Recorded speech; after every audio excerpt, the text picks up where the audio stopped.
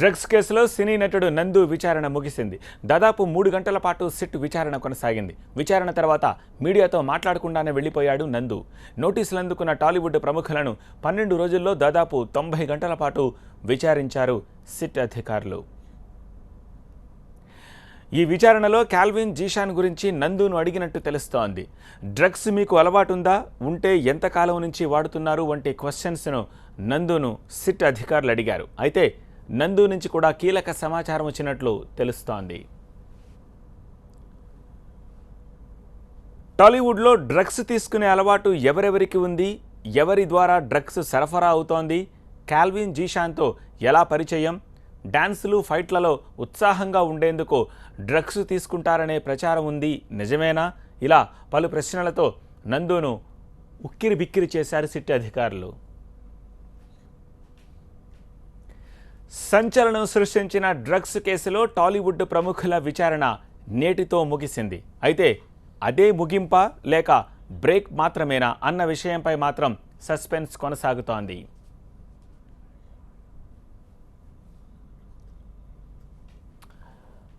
Drugs కేసులో మరికొంతమందికి నోటీసులు ఇచ్చి వారిని కూడా విచారిస్తారని ప్రచారం జరుగుతోంది. అదే సమయంలో విచారణకు ఫుల్ స్టాప్ పెట్టి ఇప్పటి వరకు జరిపిన విచారణ ఆధారంగా ఛార్జ్షీట్ తయారు చేసి కోర్టులో దాఖలు చేస్తారని కూడా వార్తలొస్తున్నాయి.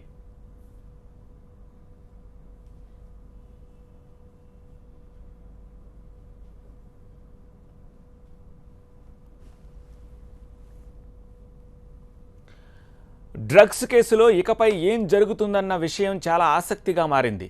మరిన్ని అరెస్టులు ఉంటాయా, లేక ఇప్పటికే అరెస్ట్ అయిన వారిపై అభియోగాలు మోపుతారా? సినీ ప్రముఖుల పరిస్థితి ఏమిటి? విచారణకు హాజరైన టాలీవుడ్ ప్రముఖులు సాక్షులుగా ఉంటారా, లేక అభియోగాలు ఎదుర్కొంటారా? ఈ ప్రశ్నలకు 2 రోజుల్లో సిట్ నుంచి సమాధానం వస్తుందని అంటున్నారు. డ్రగ్స్ కేసులో ఛార్జ్షీట్ను దాఖలు చేయడానికి అకున్ సబర్వాల్ టీం రెడీ అయ్యింది. ఈ కేసుకు సంబంధించి ఇప్పటి వరకు 27 మందిని సిట్ అధికారులు ప్రశ్నించారు. 19 మందిని అరెస్ట్ చేశారు. వీరిలో 16 మంది కాల్విన్ గ్యాంగ్కు చెందిన వాళ్లే ఉన్నారు.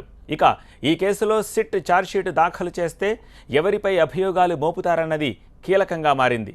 11 మంది సినీ ప్రముఖులతో పాటు రవితేజ డ్రైవర్ శ్రీనివాస్ను సిట్ బృందం ప్రశ్నించింది. సుమారు 87 గంటల పాటు వీరిని విచారించారు. పూరి జగన్నాథ్, శ్యామ్ కే నాయుడు, సుబ్బరాజు, తరుణ్, నవదీప్, చిన్నా, చార్మి, ముమాయత్ ఖాన్, రవితేజ ఇప్పటికే సిట్ విచారణను ఎదుర్కొన్నారు. 4 గంటల పాటు తనీష్ని విచారించారు. డ్రగ్స్ సరఫరా, వినియోగానికి సంబంధించి అకున్ సబర్వాల్ టీం కీలక సమాచారం సేకరించినట్టు తెలుస్తోంది.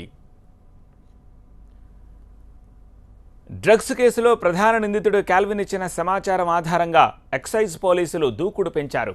కాల్విన్ తర్వాత గత నెల జూలై 9న జీషన్ అలీఖాన్, విల్సన్ను అరెస్ట్ చేశారు. అలాగే డచ్ జాతీయుడు మైక్ కమింగాను కూడా అరెస్ట్ చేశారు. వీరి విచారణలో పలు విషయాలు వెలుగు చూశాయి. కీలకమైన ఆధారాలు లభించాయి.